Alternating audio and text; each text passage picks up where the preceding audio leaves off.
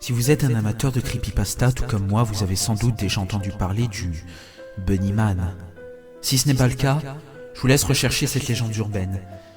J'avais toujours trouvé grotesque et sans intérêt, et savoir qu'un jeu en avait été tiré me paraissait ridicule. Mais si je parle au passé, ce n'est pas pour rien. Laissez-moi vous raconter. J'ai 3 passions dans la vie. Les creepypastas, la guitare et la photographie.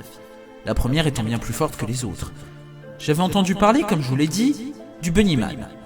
Rien de troublant pour un amateur de creepypasta, si ce n'est que la photo à la fin du texte montrait un pont situé à 2 pas de chez moi. J'étais comme fou en voyant ça. J'ignore si vous comprendrez ce qui m'est passé par la tête, ce n'est pas mon problème de toute façon, mais ce qui me restait à faire était une évidence. Je rassemblais dans mon sac une lampe, des piles, n'est jamais trop prudent, et l'objectif de mon appareil photo pour prendre des photos nocturnes. Il faisait déjà nuit quand je finis, donc autant en profiter. Prendre une photo de nuit du pont serait la meilleure première expérience du mot que j'avais inventé, Real Pasta. Ce mot sonnait bien et je n'avais pas idée à quel point. Vers 21h, je mis mes Nike et endossai mon sac. Passai en arrière ma main dans mes cheveux et partis de chez moi l'appareil à la main. En 15 minutes, le chemin me conduisit près du pont. Je sortis ma lampe et appuyai sur le bouton. Réappuyai, appuyai une nouvelle fois, mais rien ne se passait. J'avais oublié que les piles à l'intérieur étaient mortes. Une grosse décharge de stress monta en moi. Mais je changeai les piles immédiatement et la lampe émit une forte lueur.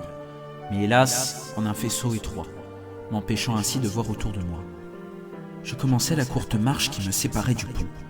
Et je dois dire que mon insouciance à propos de Bunnyman s'était brisée.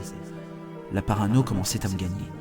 Soudain, un éclair tomba très près, m'aveuglant et me fracassant les oreilles, suivi de plusieurs autres ayant tous le même effet. J'arrivais au pont. La tension dans l'air était palpable. Je sentais une douleur au cœur. Ces éclairs étaient vraiment proches. Puis ce qui devait arriver arriva. Une averse gargantesque s'abattit, me trempant jusqu'aux os.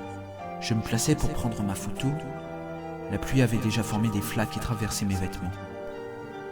Je regardais dans l'objectif. Le temps était vraiment parfait pour l'effet de la photo. Rien ne clochait. Assis, l'objectif de nuit dans mon sac. J'ouvris mon sac et en sortis mon objectif flambant neuf. Et c'est là, en me redressant, que je le vis, sous le pont. Il était horrible dans son costume de lapin. On aurait dit un cadavre qui fonçait sur moi. Une décharge d'adrénaline me traversa. Mon cerveau, gouverné par l'instinct de survie, me dit de laisser tomber la photo. Je me retrouvais à courir sur la route mouillée, poursuivi par ce malade déguisé. Le chemin étroit était tout près, quand je glissais sur une bande blanche de la route trempée et dévalais le talus. Je me relevai et courus sans savoir où j'allais vraiment, quand apparut devant moi un haut grillage que j'escaladais sans difficulté. Et je me rendis compte que j'étais arrivé au terrain de golf. J'étais hors d'haleine et sentais mes membres s'engourdir, ce qui me fit lâcher mon appareil. Il tomba au sol en crachant un flash. J'entendis un cri. Je ramassai mon appareil et vis derrière moi ce Bunnyman se frotter les yeux, pour ne pas dire les écraser. Propulsé par l'énergie du désespoir, je réussis à m'orienter et à sortir de cet, à présent horrible, terrain de golf. Je m'écroulais finalement par terre, non loin de chez moi, abandonnant tout espoir de sortir de cette histoire vivant. Mais quand je me retournai, je ne vis rien. Il avait abandonné la poursuite. Finalement, j'ai pu rentrer chez moi, écrire l'aventure qui vient de m'arriver, ma Real Pasta. Je ne veux plus sortir de chez moi, je ne veux pas. Pas quand je vois ce que j'ai pris sur mon appareil photo.